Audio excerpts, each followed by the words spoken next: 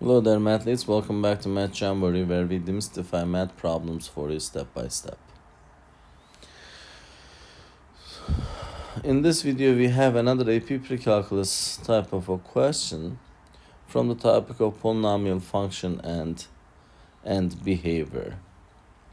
Let's solve it together. The function df of x equals 5 times x to the power of 8 minus 9x squared to the power of 6 plus 3x to the power of 4 minus 7. What is the end behavior of D?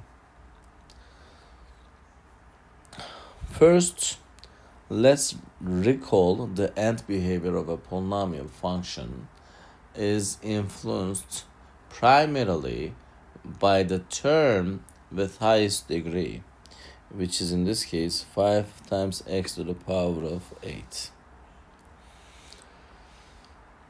Now let's understand how the leading term, 5 times x to the power of 8, dictates the behavior as x approaches the positive infinity and the negative infinity. So 5 times x to the power of 8, as x approaches the positive infinity, I'm going to substitute positive for the x.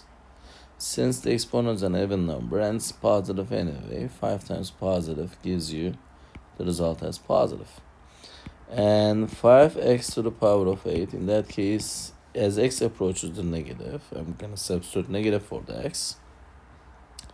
And since the exponent is even number, it turns into positive. Positive times positive is still positive.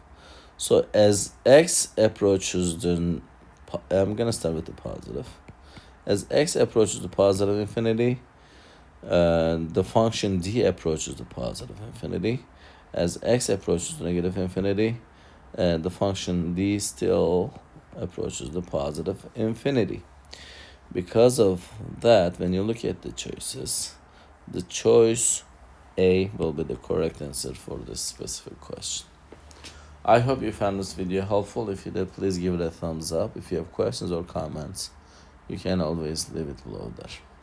Thank you and see you next time. Bye-bye.